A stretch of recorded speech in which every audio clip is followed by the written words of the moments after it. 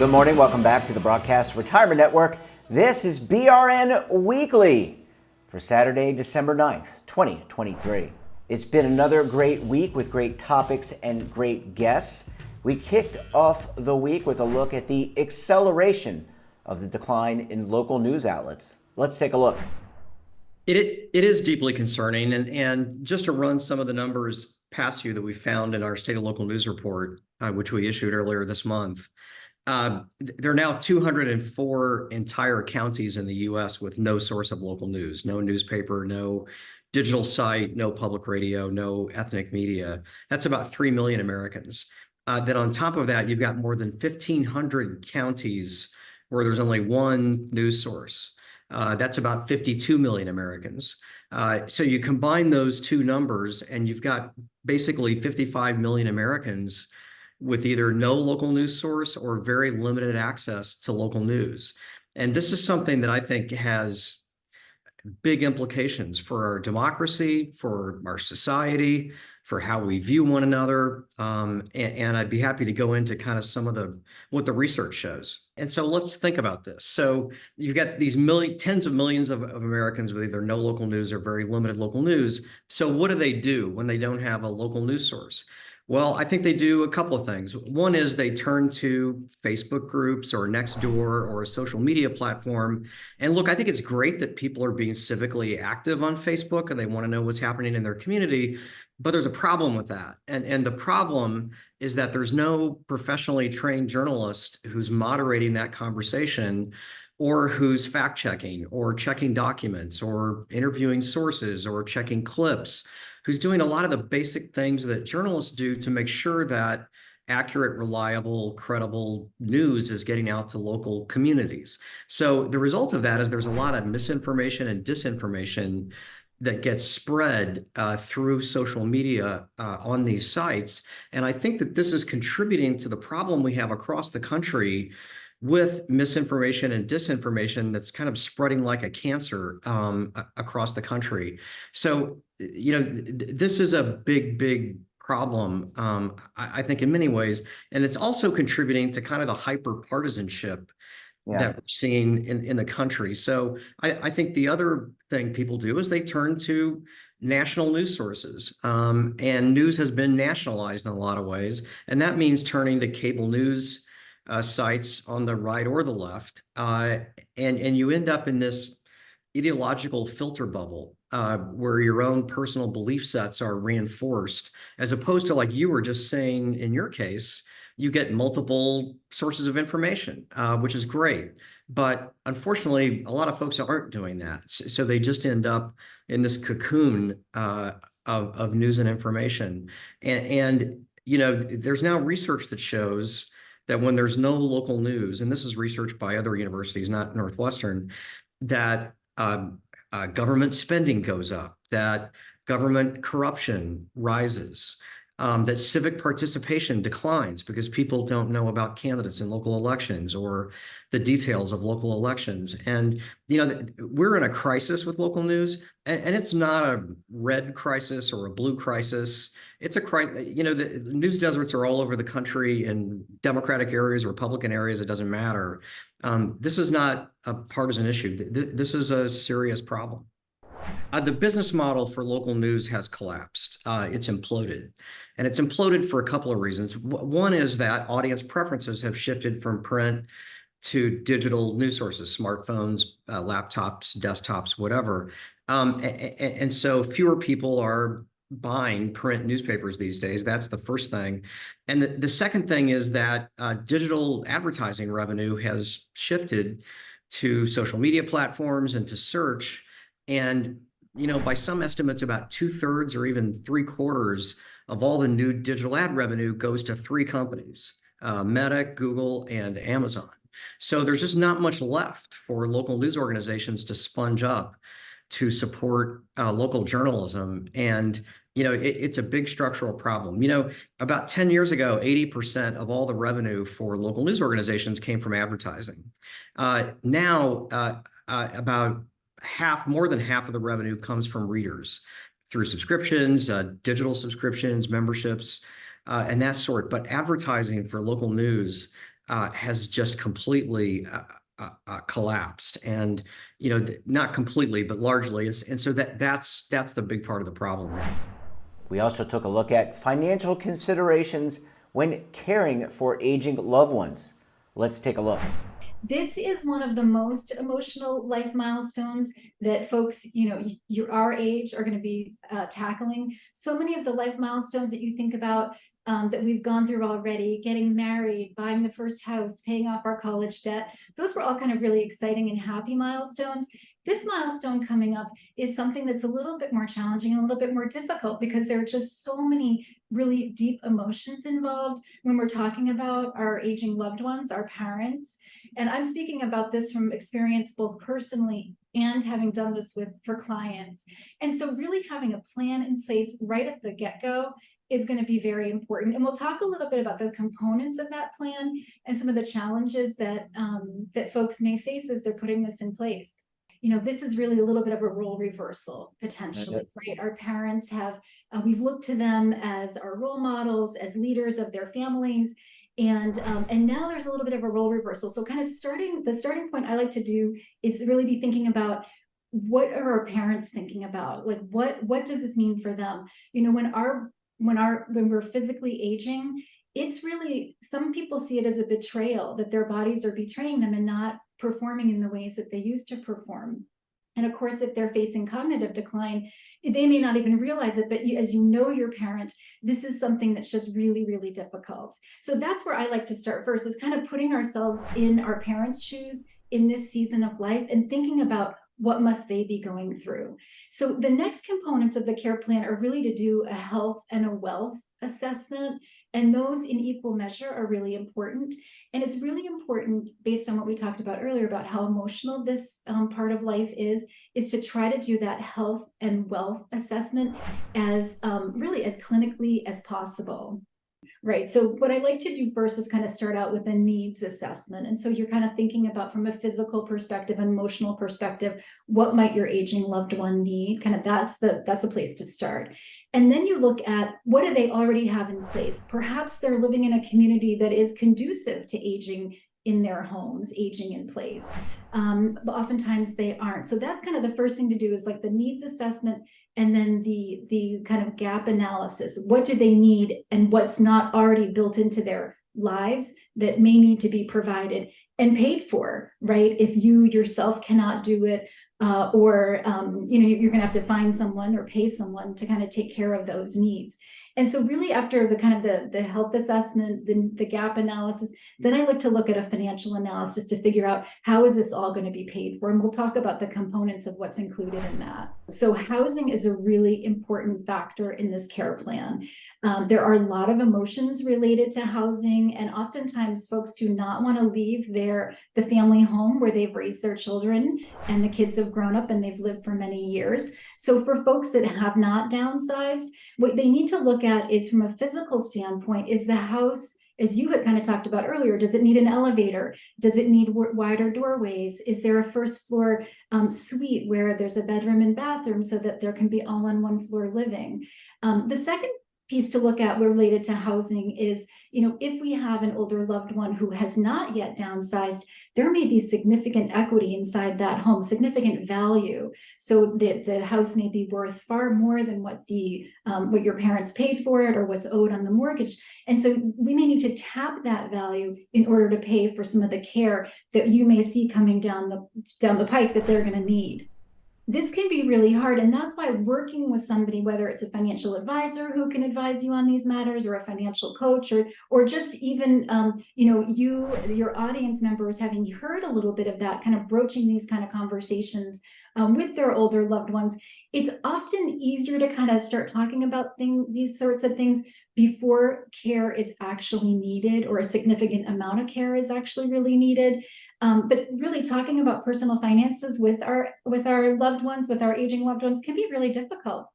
The other part of the financial plan that we're going to want folks to kind of have in place is really a list of assets that they have, retirement assets, savings accounts, anything that they're going to be able to draw upon to kind of create an income for themselves. We're going to want to know what sort of debt level is outstanding. Do they have credit card bills or a car loan or a mortgage still? And then we're going to want to see and help our parents create what I call a legacy document. And this document really is going to list out all the different types of insurance they have in place, the beneficiaries that are listed, anyone in our parents' lives who helps them with their finances, such as a financial advisor, an insurance agent, a tax preparer. We're going to want all of these things listed on this legacy document, just to make it easier for us as we're going through the process with our parents, to know where everything is. And it's really important to kind of have a dashboard for our aging loved ones to figure out, okay, what do my personal finances look like? What's my monthly cash flow? And what could I afford if I needed to go to the most expensive level of care? Yeah, there's a lot of different things, you can be thinking about. And as you said, taxes generally do go down because for our aging loved ones, our parents, their incomes are going down. Now, I'm at an age where I have parents who actually have pension income. And so for folks of our age, it may be that their incomes probably won't be going down, that they'll be kind of staying steady, although maybe not growing with inflation. So I highly encourage my clients to kind of consult with a tax professional. And it's really important to be kind of thinking about the different levels of care that are provided state to federal, that they, depending on medical care expenditures, there are some tax breaks for that, but it really is state by state. And we highly encourage clients to work with a tax professional on that. Well, we're halfway through a look at some of our best segments for the week. When we come back, we take a look at the other half. You're going to want to stay tuned right here on BRN Weekly.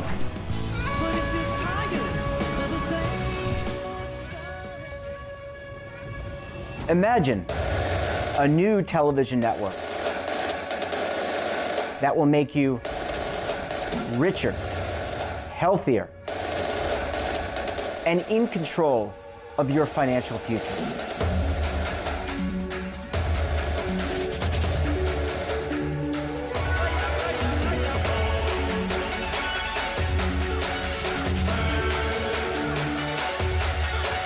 This network is for the policewoman in Nashville, Tennessee, the baker in Dubuque, Iowa, the teacher in Lexington, Kentucky. We want to make the idea of savings and retirement culturally relevant. But what do you see as a defining issue of the midterms? Especially for the smaller businesses. I mean, they are the lifeblood of the American economy.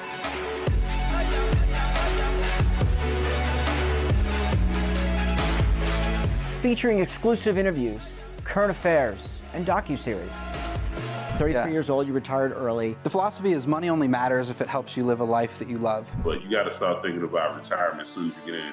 The Broadcast Retirement Network will drive very high engagement with premium partnerships. So this isn't retirement and savings for your parents or grandparents. This is for all Americans. And we're going to change the way you think about money.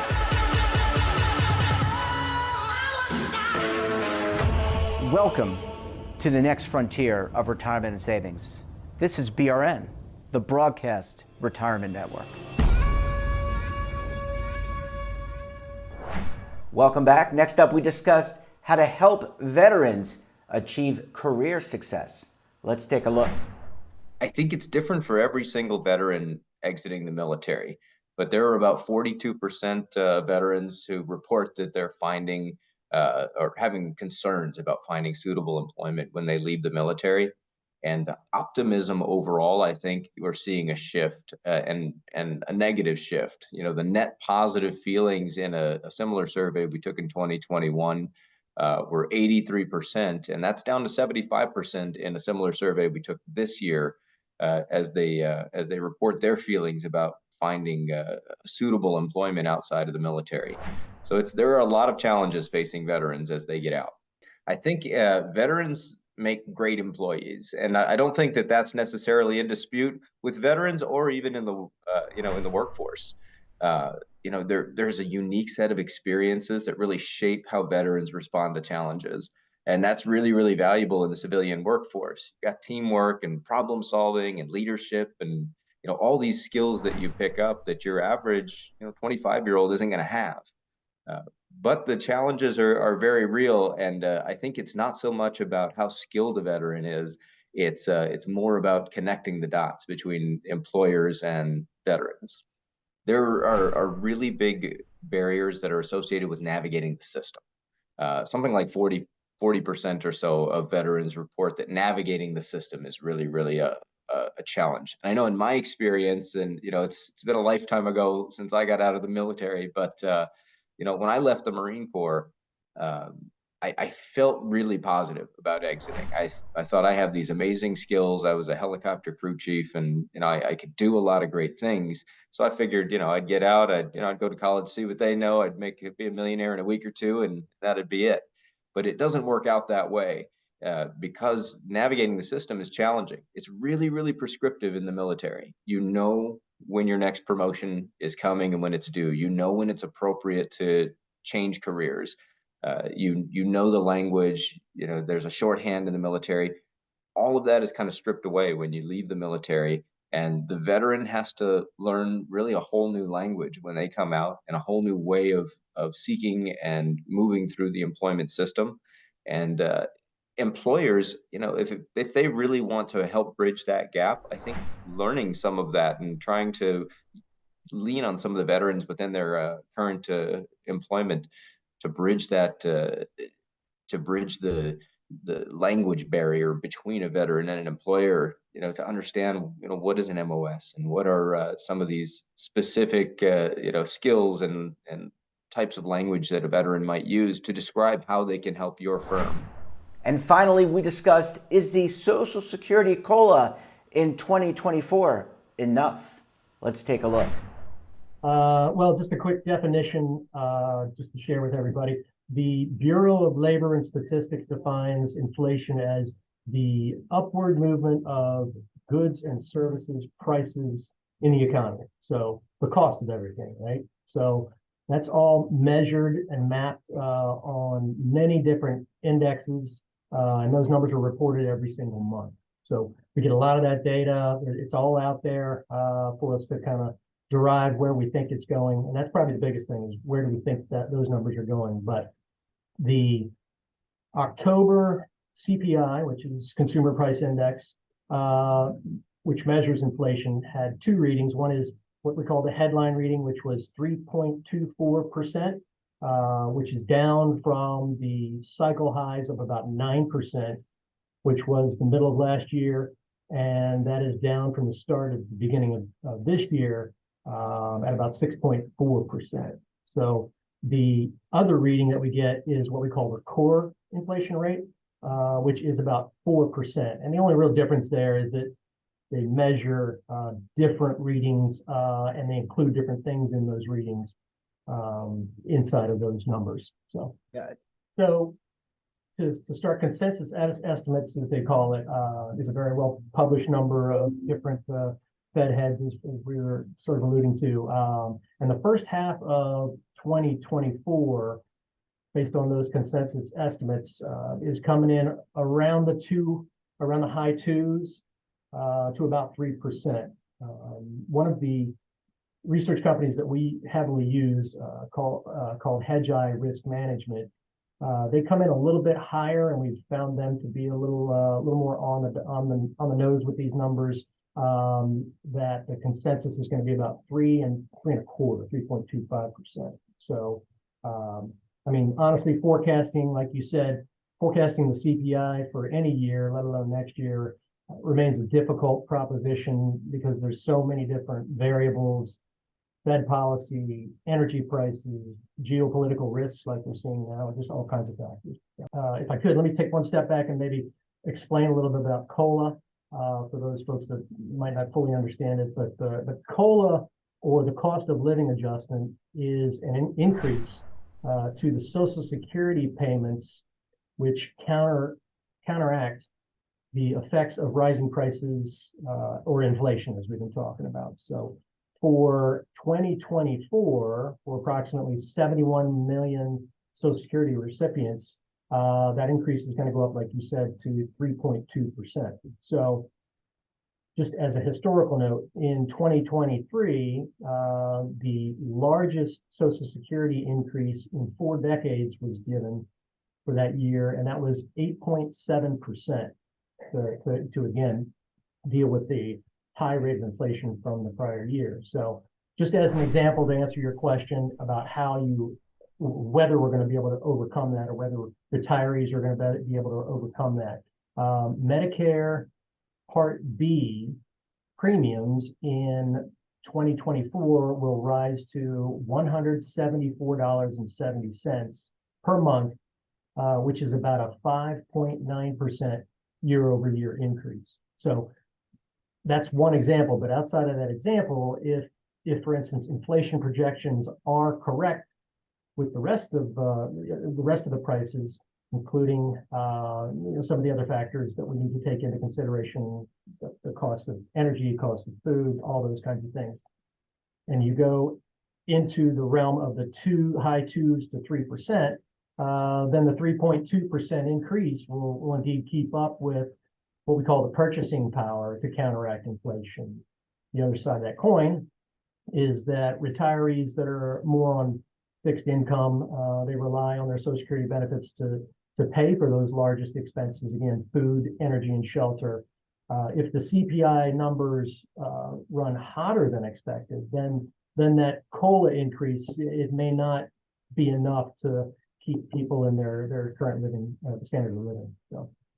So depending on the stage of retirement that somebody is in, either retirement when they are pre-retired, or early, middle, or late retirement, really answers that question better. But one thing to consider is that those retirees that do have retirement assets set aside can typically beat inflation through having the investment returns greater than the inflation results, which is definitely going to help them offset those price increases. So other strategies that are more relevant today are things like taking advantage of the timing of when Social Security payments happen, maximizing the amount of payments that the planning out for the future needs is what they address today. So I would say, really, to answer the question best, there's really 4 or 5 different specific things that retirees should do every single year, which includes annually reviewing those income streams, annual retirement plan distribution planning, reviewing the healthcare and other expenses that they have, and if they do have additional savings or additional income, I should say, adding that into savings, and then just a general understanding and review of the budget on an annual basis is critical. Yeah, I remember my mother actually coming to me one time, and she had actually gone through her gap policy, her additional healthcare policy, and she said, "You would be very proud of me. What I did was I just went through and I compared prices, and I got something, same coverage at a better price." So that's what you hope for. Great segments. I want to thank all of our great contributors this week. And that wraps up this episode of BRN Weekly. Have a topic of interest, someone you think we should talk to? Drop us a line. And don't forget, for all the latest curated news and lifestyle, wellness, finance, tech, so much more, and all in one place, check out today's edition of our daily newsletter, The Morning Post. Want to search our archives, check out our latest content? Then visit our website. We're back again tomorrow with another edition of BRN Sunday.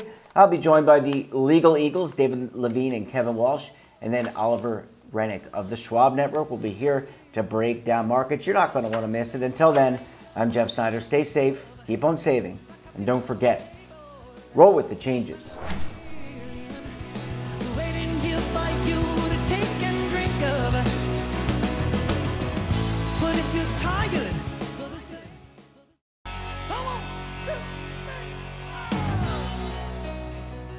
Now is your opportunity to co-create content around any topic on the First Lifestyle and Wellness Network. Reach a global audience through our platform and co-own exclusive branded content. All of our programs are available on demand and also as audio-only podcasts, so you can take us on the go. Broadcast Retirement Network, available anytime, anywhere, and on any device.